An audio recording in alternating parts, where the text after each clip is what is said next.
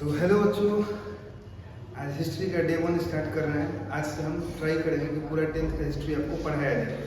इसमें पहले हम नेशनलिज्म इन इंडिया जैसा टॉपिक्स को उठा रहे हैं, क्योंकि नेशनलिज्म इन यूरोप को इसलिए छोड़े कि बाद में यूरोप का पूरा पोर्शन ही एक साथ पढ़ा जाएगा। तो आइए नेशनलिज्म इन इंडिया को पढ़ते हैं। बाहर कुछ बैकग्राउंड एक्स्ट्रा साउंड होगा, उसको कॉपरेट कीजिए, थोड़ा मैनेज कीजिएगा। बाकी जो भी डाउट होगा इसके रिगार्डिंग हम चाहेंगे कि आपको डाउट ना हो। अगर डाउट हो तो कमेंट सेक्शन में डाल दीजिएगा। पहला वर्ड नेशनलिज्म, इसका हिंदी होता है राष्ट्रवाद। मतलब देखिए, कहने को वर्ड छोटा सा है नेशनलिज्म, लेकिन नेशनलिज्म मतलब हो गया कि अपने राष्ट्र, इसका राष्ट्र, अपने नेशन के टुवर्ड्स, यानी कि अपने राष्ट्र के लिए प्यार, समर्पण का फीलिंग को नेशनलिज्म कहते हैं। कि अपने राष्ट्र के लिए एक आदमी, नेशनलिज्म भी दो प्रकार का होता है। एक होता है सॉफ्ट नेशनलिज्म, मतलब हम प्यार करते हैं, पूजा, उसका राष्ट्रगान करते हैं, सारा कुछ करते हैं। और एक हो जाता है एग्रेसिव वे में नेशनलिज्म। तो यहाँ पे थोड़ा एग्रेसिव मामला चल रहा है, ठीक है। इसीलिए वॉर का केस में जाएगा, और जहाँ भी वॉर होगा वहाँ आने वाले समय में मूवमेंट देखने को मिलेगा ही मिलेगा। कोई भी वॉर हो उसके खिलाफ मूवमेंट होगा ही होगा। तो मेरा उम्मीद है कि नेशनलिज्म का मतलब आप लोग समझ गए होंगे कि नेशनलिज्म मतलब अपने राष्ट्र के लिए फीलिंग्स, समर्पण, सैक्रिफाइस, डिवोशन का फीलिंग को नेशनलिज्म कहते हैं। तो स्टोरी बेसिकली 19 वर्ल्ड वॉर वहाँ लिखा हुआ है, तो 1915 के बाद का स्टोरी बेसिकली पढ़ना है। होता क्या है कि पूरे यूरोप में उस समय एक होड़ सा मचा हुआ था कब्जा करने का। कब्जा करने का मतलब टेरिटरी को बड़ा करने का। उसी में होता है कि इंग्लैंड, ब्रिटेन, इसके पास एब्सोल्यूट पावर आ गया था।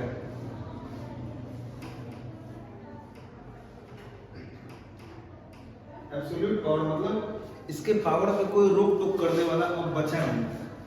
तो ये इतना ज्यादा स्टार्ट कर दिया अपना फोर्स रिक्रूटमेंट, मतलब जबरन आर्मी को भर्ती करवाना, लोगों पे इतना ज्यादा अत्याचार करने लगा, हर तरह का टैक्स लगाने लगा, इंपोर्ट एक्सपोर्ट पे इतना ज़्यादा टैक्स लगने लगा कि बिजनेसमैन क्लास को बर्बाद करके रख दिया। केवल अपना बिजनेस पूरे वर्ल्ड में डिफाइन करवाया, हर तरह से लोगों को परेशान करने बचाया। तो उसी में फर्स्ट वर्ल्ड वॉर का स्टोरी नहीं पढ़ेंगे कि वो अलग मामला हो जाएगा, ट्राई करते हैं। तो होता क्या है, फर्स्ट वर्ल्ड वॉर 1914 में स्टार्ट होता है। एक प्रिंस होता है आर्चड्यूक, उसका हत्या हो जाता है। उसी की हत्या के बाद ऑस्ट्रिया नाम का एक देश रहता है, 11 को कंडीशन रखता है हत्या जो देश करवाया रहता है उस पर, कि अगर 11 में से 11 कंडीशन नहीं माने तो तुम्हारे खिलाफ वॉर कर दिया जाएगा। तो देश 10 तो कंडीशन मान जाता है, लेकिन 11वां कंडीशन नहीं मानता है, जिसके चलते फर्स्ट वर्ल्ड वॉर स्टार्ट होता है। तो उसमें नहीं जाते हुए हम लोग समझेंगे बैकग्राउंड पहले से चल रहा है। तो फर्स्ट वर्ल्ड वॉर 1914 में स्टार्ट होता है और 1918 तक चलता है। 4 साल का ये है, ठीक है। 4 साल के लड़ाई में बेसिकली होता क्या है, पूरे इसका नाम ही है वर्ल्ड वॉर।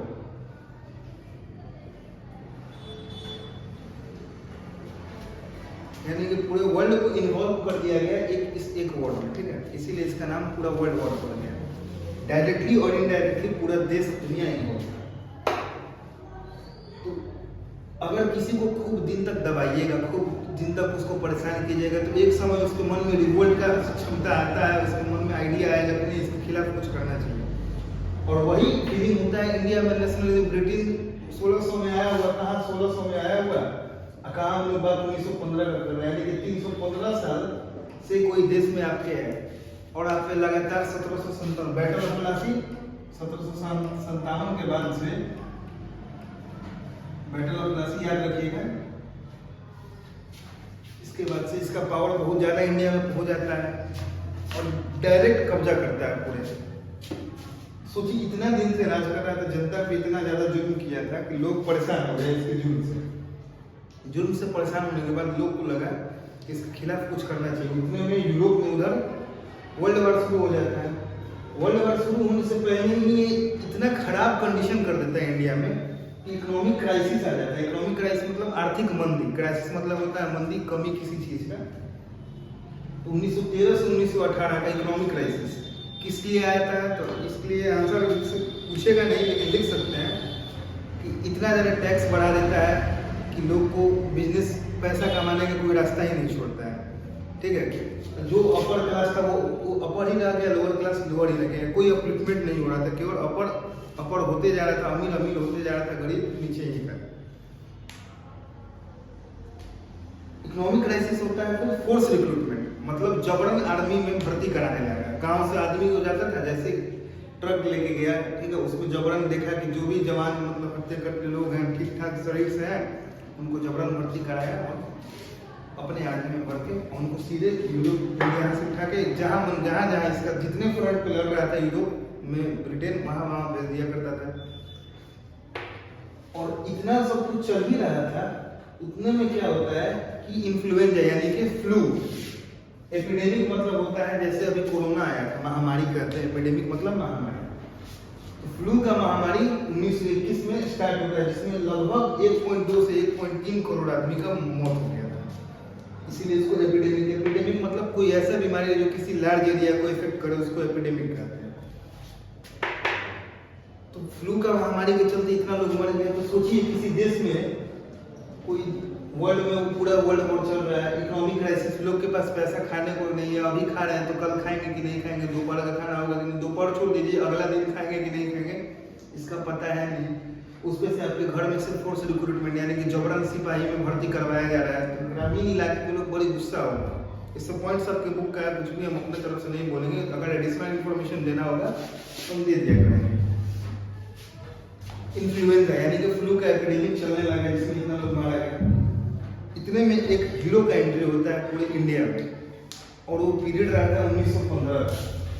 सत्याग्रह नाम से पकड़ ही लिए होंगे बहुत बच्चे। 1915 गांधी जी ये बॉम्बे पहुंचते हैं, कहाँ से आते हैं, साउथ अफ्रीका से बॉम्बे उतरते हैं 1915। अब देखिए ये गांधी जी, आपको लगता होगा इनका स्टोरी हम लोग इंडिया का पढ़ते हैं कि अहिंसावादी थे, सही बात है, लेकिन इनका अहिंसा में भी इतना पावर था कि वो हिंसा पे बहुत ज़्यादा भारी पड़ता था।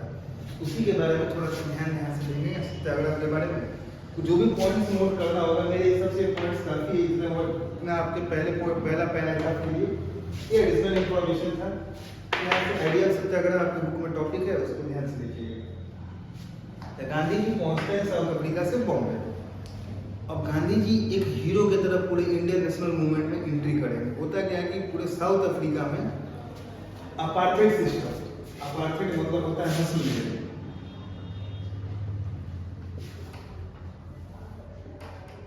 रंग भेद कहिए, नस्ल भेद कहिए, ठीक है, जो कहिए, इसके खिलाफ एक पूरा जंग जीत के आ रहे हैं। और उनका कहना था कि अगर आप सत्य हैं, अगर आप सही बोल रहे हैं, सच्चे हैं, और आपका लड़ने का कॉज, ये पॉइंट के बारे में बता रहे हैं, ध्यान से समझिएगा। गांधी जी कब है भारत में, तो 1915 में। कहाँ से है, साउथ अफ्रीका से बॉम्बे। पेशे से वकील थे, ये सबको पता है। साउथ अफ्रीका में अपार्टमेंट सिस्टम यानी कि नस्ल भेद के खिलाफ एक जंग वहाँ जीत के आ रहे थे। और अपार्टमेंट एक मिनट वेट कीजिएगा, उसके चलते थोड़ा डिस्टर्ब करना था। तो टॉपिक पे वापस आते हैं। जहाँ भी आपको लगे कि थोड़ा सा ज़्यादा हो रहा है तो वहाँ रुकिएगा, वीडियो थोड़ा सा बैक करिएगा, पूरा स्टोरी को पढ़ते रहिएगा, फिर आगे स्टोरी, हम स्टोरी वाइज चल रहे हैं कि आपको याद आ जाएगा। पॉइंट्स जो इंपॉर्टेंट लिख देंगे यहाँ पे। होता क्या है कि 1915 में गांधी जी साउथ अफ्रीका से बॉम्बे उतरते हैं, अपार्टमेंट सिस्टम के खिलाफ जीत के, लड़के नहीं जीत के आते हैं वहां से। वहां पे नटाल इंडियन कांग्रेस का स्थापना करते हैं साउथ अफ्रीका में। कॉम्पिटिटिव एग्जाम में पूछता भी है। प्लस साउथ अफ्रीका में अंग्रेज, सोचिए जो अंग्रेज भारत में राज कर रहा है उसका खुद इनका सिस्टम लड़ने का थोड़ा अलग था। ये मतलब अगर दुश्मन भी है वो भी मर रहा है तो उसको भी पानी पिला देते थे, फिर उठाते थे, फिर लड़ना है उनको। मतलब इनका अलग कैटेगरी के थोड़ा माइंड था, जो कि बहुत ताकत चाहिए गांधी जी को समझने के लिए, इसीलिए नहीं उनको मतलब अंग्रेज डरता था उनसे। तो जब 1915 में आए तो एक मूवमेंट स्टार्ट की सत्याग्रह। ये सत्याग्रह सबसे पहले कहाँ शुरू हुआ था? पूछता है तो साउथ अफ्रीका में हुआ था।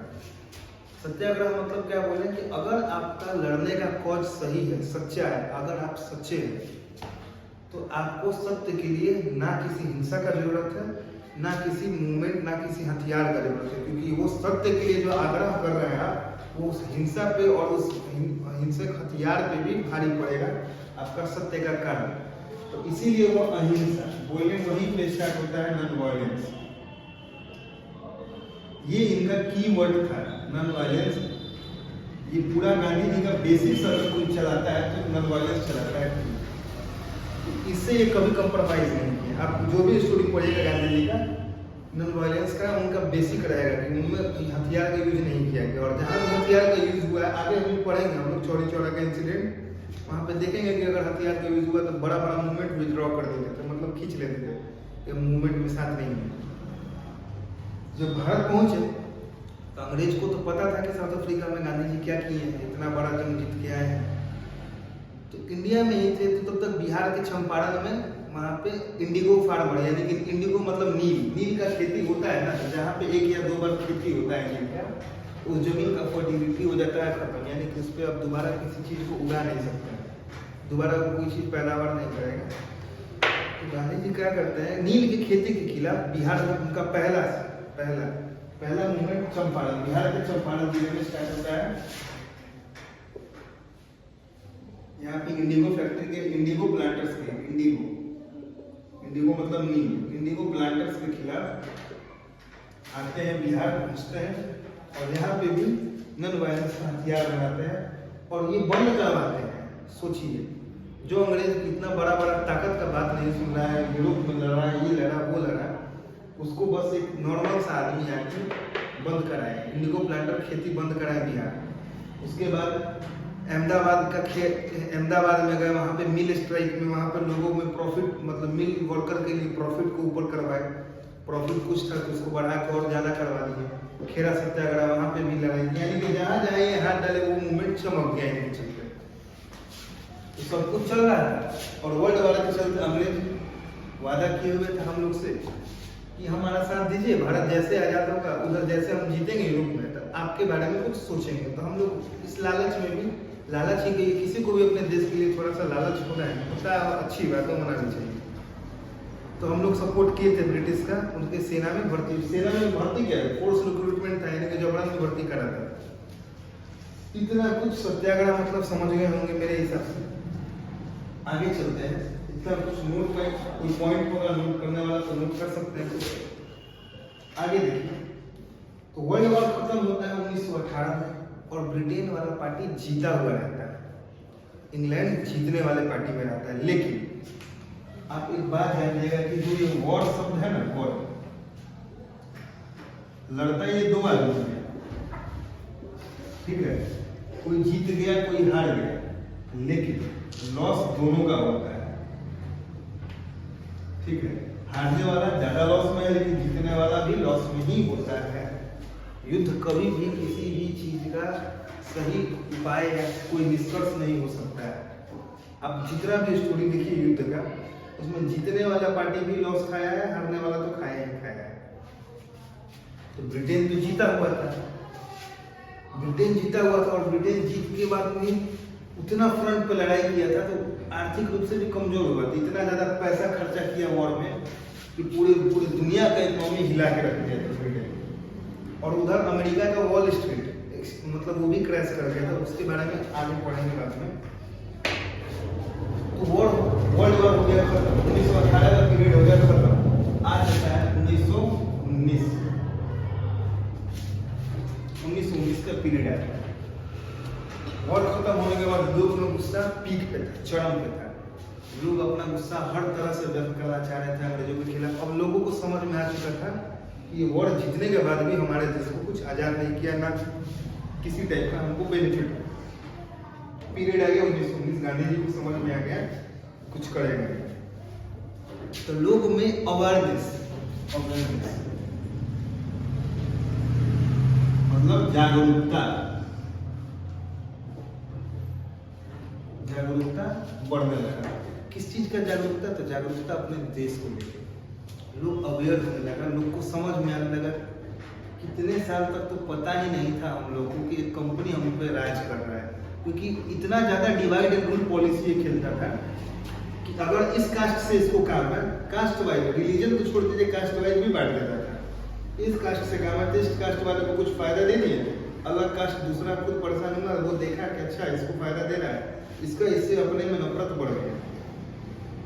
लोग को समझ में आने लग रहा था कि जागरूक, मतलब लोग जागरूक होने लगा कि अच्छा अब ये यानी ये इसका गेम प्लान ये रहा है। तो जागरूकता के मामले में लोग इकट्ठा होने लगा। जो नहीं भी पढ़ा लिखा था तो पढ़े लिखे लोगों के बीच में वो रहता था, और पढ़ा लिखा लोग जो कुछ बोलता था वो सुन के अखबार, न्यूज़पेपर, दुनिया में क्या चल रहा है जानने लगता था, और पीपल गैदरिंग होने लगा, यानी कि सोशल गैदरिंग। पूरा बैकग्राउंड से बेसिक से बताया है कि एक एक चीज आपको समझ में आए कि क्यों ऐसा होगा, क्यों ऐसा होगा। ठीक है, ध्यान दीजिए। सोशल गैदरिंग स्टार्ट हुआ किस लिए? तो सोशल गैदरिंग कुछ गलत काम करने के लिए नहीं स्टार्ट हुआ। सोशल गैदरिंग स्टार्ट होने का रीजन रहता है कि लोग अपने कंट्री के लिए कुछ सोचना शुरू किया। ब्रिटेन को लगा कि एक तो 4 साल उधर करके आइए रहे हैं, उसमें से यार इस देश की इतना सा राज कर रहे हैं, वो भी परेशान अब करने के चक्कर में लगा हुआ है। तो एक कानून लेके आता है, ध्यान से देखिएगा, इतना विचार रहेगा, कुछ लगे, कुछ भी पॉइंट्स लगे आपको लिखने लायक तो लिख लीजिएगा। थोड़ा देर के लिए पॉज लेते हैं। वर्ल्ड वार बीत चुका है, आगे का कहानी देखते हैं, समझने का ट्राई करते हैं। आज रॉलेट एक्ट तक ट्राई करेंगे कि थोड़ा सा नॉन कॉपरेशन को टच दे दिया जाए, और जैसे नॉन कॉपरेशन जैसे टच होगा तो ट्राई करेंगे, फिर उसको पार्ट वाइज खत्म करेंगे कि आप लोग को भी लोड ना पड़े। ध्यान से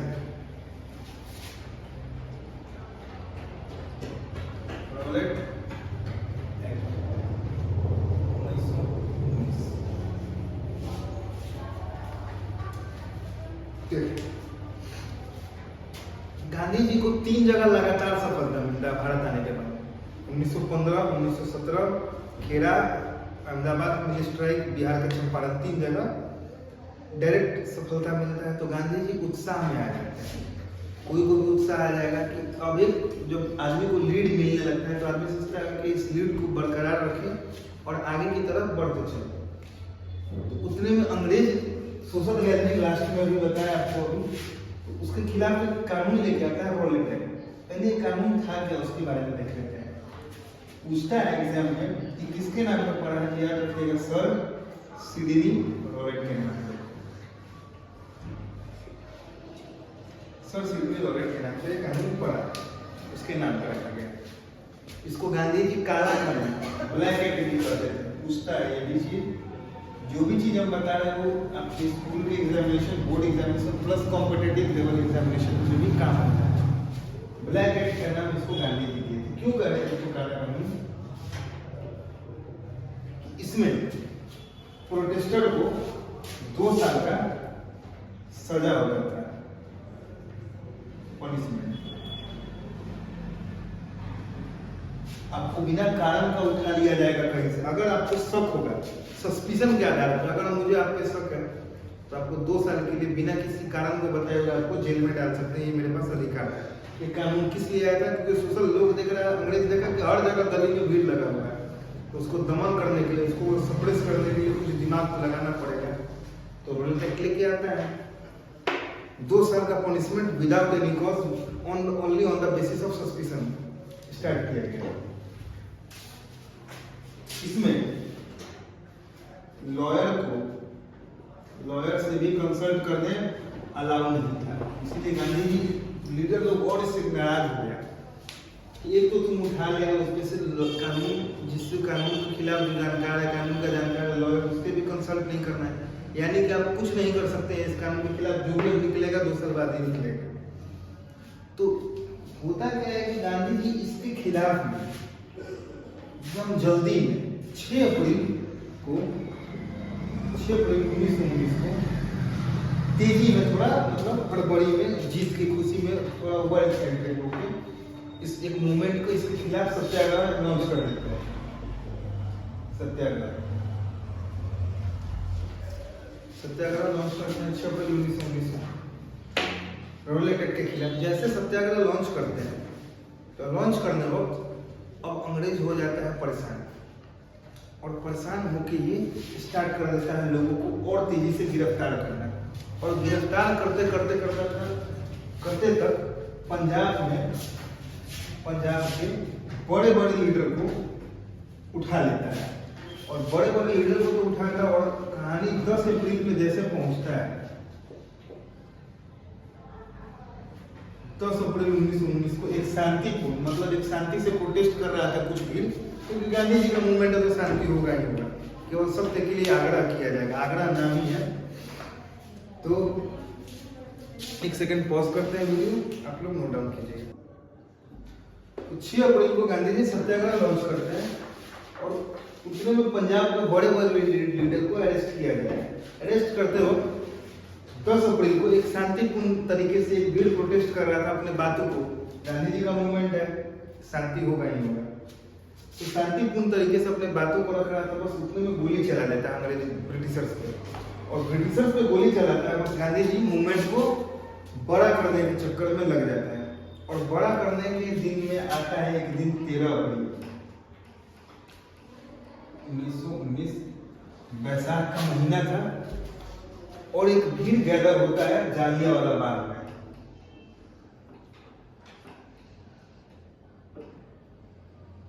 ब्रिटिशर्स के खिलाफ शांतिपूर्ण तरीके से वहां पे भी लोग प्रोटेस्ट करने आए थे, अपना बात को एकदम नॉर्मल एक मेला टाइप का आयोजन समझ लीजिए, लेकिन जिस पार्क में ये गैदरिंग चल रहा था उसमें एंट्री और एग्जिट एक ही रास्ता से था, यानी कि यहीं पे जा सकते हैं, यहीं पे आ सकते हैं, एक ही रास्ता में सारे भीड़ को आना जाना।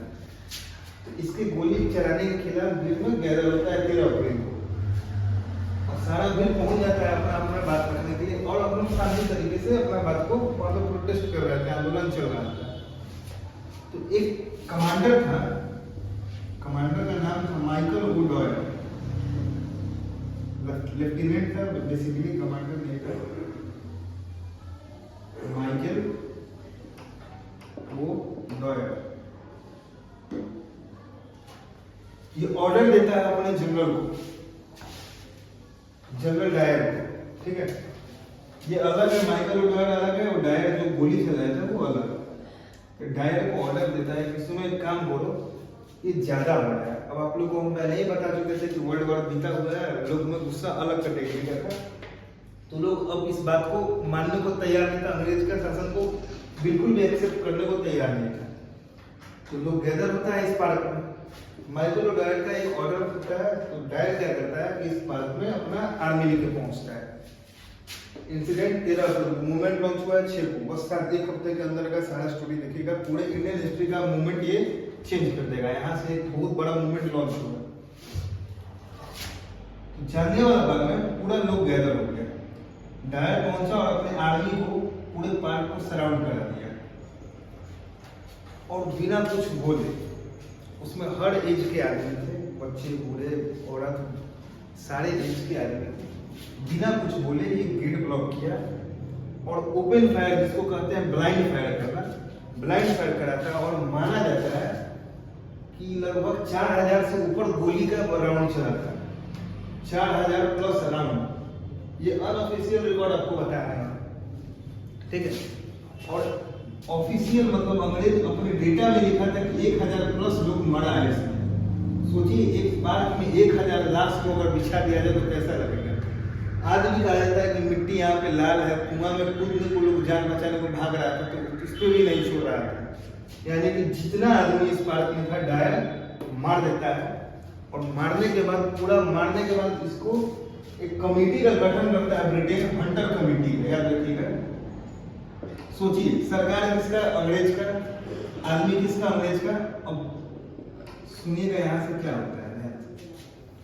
तो डॉयल इतना आदमी को मार दिया, मारने के बाद गांधी जी जो चाह रहे थे कि मूवमेंट केवल ये नॉर्थ, पंजाब कहाँ है, भारत के नॉर्थ पार्ट में, तो ये मूवमेंट धीरे धीरे लोग तक जानने वाला ट्रेजेडी, क्योंकि कम्युनिकेशन का नाम का कोई चीज नहीं होता था, तो ये मूवमेंट पंजाब, हरियाणा, ये यानी कि बिहार वगैरह, बंगाल के एरिया तक ही फैला हल्का, और खिलाफ जाने वाला खिलाफ लोग धीरे धीरे जाना शुरू हुआ। और गांधी जी चाहते थे कि कोई भी मूवमेंट स्टार्ट उसमें पूरा इंडिया को इन्वॉल्व होना पड़ेगा, तो इंडिया इन्वॉल्व करने के लिए अभी आगे आएंगे कि वो क्या मतलब दिमाग लगाएंगे। उसमें आपको बताया कि कास्ट वाइज भी पॉलिसी लगाए।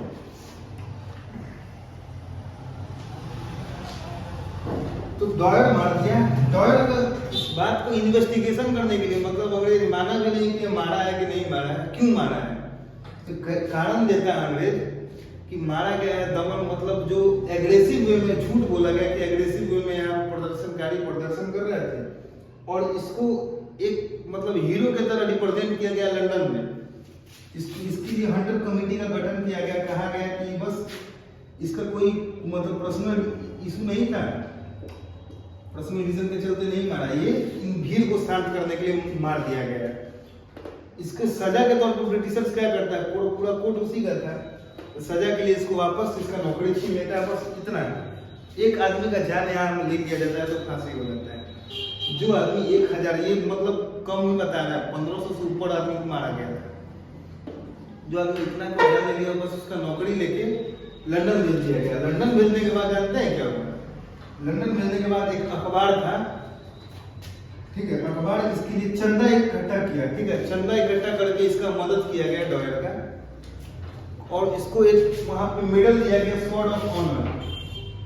सोचिए, आप मार के जाइए 1000 आदमी को और आपको रिस्पेक्ट में आप कहते हैं स्वॉर्ड ऑफ ऑनर, गले में माला पहना है कि आइए बहुत बड़े हीरो आए हैं। अब ये पूरा जलियांवाला बाग इंसिडेंट धीरे धीरे लोग तक पहुंचने लगा, वर्ल्ड वार बीत गया था। तो अभी के वीडियो में इतना रहने देंगे, लेकिन जाने से पहले एक लास्ट पॉइंट समझ लीजिएगा, ये मिटा रहे हैं साइड का बात।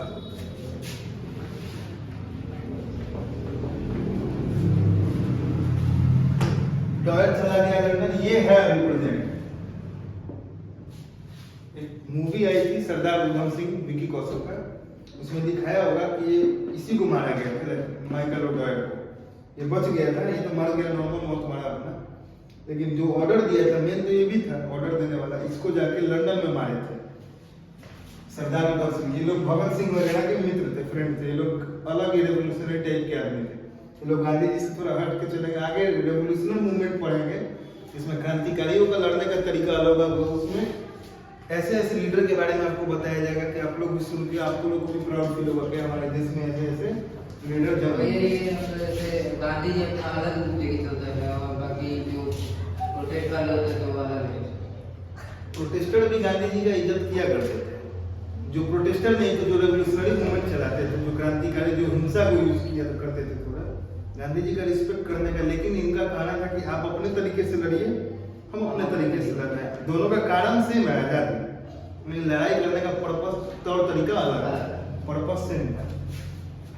तो आपको पहले ही पता कि गांधी जी पूरे इंडिया को शामिल करना चाह रहे थे, वर्ल्ड वार बीत गया था। और एक चीज याद रखिएगा, मुस्लिम कम्युनिटी जो होता है, पूरे मुस्लिम कम्युनिटी का एक हेड होता है, जिसको कैलिफ कहते हैं, कैलिफ। पूरे मुसलमान लोग जो होते हैं, मुसलमान, उन लोगों का एक हेड होता है जिनको कैलिफ कहा जाता है। ये एक ही होते हैं, इनके इशारे पे पूरा मुस्लिम लोग का मतलब नियम कानून शरिया जो भी है इनके हिसाब से लगता है, जो भी जहां तक हमको आइडिया है। वर्ल्ड वार बीता हुआ था और टर्की हारा था, तो टर्की के कैलिफ जो थे, टर्की के कैलिफ के साथ कुछ बदसलूकी कर दिया। सब बदसलूकी किया, बस मुसलमान लोग। बदसलूकी कौन किया? तो ब्रिटिशर्स ही था वहां पे भी, क्योंकि बताएंगे जब तो इंडिया तो इंडिया, यूरोप में भी लूट मचाया गया था। तो टर्की के कैलिफ के खिलाफ ये सब कुछ अभद्र काम, नहीं बोलना चाहिए बहुत बार, लेकिन इतना जान जाइए कि इसके साथ डिसरिस्पेक्ट बहुत ज्यादा इनके साथ किया गया, जिसके चलते पूरे दुनिया के मुसलमान कम्युनिटी में एक मतलब आग सा बात फैल गया कि कौन कर रहा है, तो ब्रिटिशर्स कर रहा है। तो बस इसी में गांधी जी को लगा यही एक मौका है, इसमें मास्टर स्ट्रोक खेला जाए और पूरे इंडिया को यूनाइट करने का एक पर्पस हमको मिला है, एक चांस मिला है। यहीं पे आएगा 1920। याद रखिएगा, कैलिफ का डिसरिस्पेक्ट के चलते, ये डिसरिस्पेक्ट जो होता है बुरा होता है, बट इंडिया में इसका यूज गांधी जी हथियार की तरह, इसीलिए उनको गेम चेंजर कहा जाता है। 1920 का नॉन कोऑपरेशन मूवमेंट शुरू होगा यहाँ पे। नॉन कोऑपरेशन मतलब होता है असहयोग, असहयोग। गांधी जी का कहना था कि अंग्रेज हम पे शासन क्यों कर रहा है, हम सहयोग कर रहे हैं तभी ना। अगर ये सामान बेचे हम नहीं ले तो ये बेच पाएगा, अगर ये स्कूल बनाए हम नहीं पढ़े तो पढ़ा पाएगा, कौन आएगा स्कूल में, इसका कपड़ा कौन पहनेगा, इसका वेस्टर्न ड्रेस कौन पहनेगा। गांधी जी का मानना था कि हम सहयोग कर रहे हैं तो इसीलिए ये राज कर रहा है। तो एक सोचिए कि एक ऐसा मूवमेंट चलाया जाए जिसमें लोगों को बताया जाए कि इसका बेसिक क्या है, असहयोग, यानी कि अब इसका कोई सहयोग नहीं करना है। और यहाँ पे मुस्लिम भाई लोग के साथ कुछ गड़बड़ कर ही दिया ये सब। यहाँ पे हिंदू और मुस्लिम मिलेंगे, ठीक है, और होल इंडिया को यूनाइट किया जाएगा। और इंडिया लेवल पे, ग्रैंड लेवल पे एक मूवमेंट लॉन्च होगा जिसका नाम होगा नॉन कॉर्पोरेशन मूवमेंट। यहाँ तक का स्टोरी आप लोग को ठीक लगा तो लाइक शेयर कीजिए, कमेंट कीजिए, सब्सक्राइब कीजिए चैनल। आगे का स्टोरी के लिए पार्ट 2 अपलोड किया जाएगा। तब तक के लिए थैंक यू।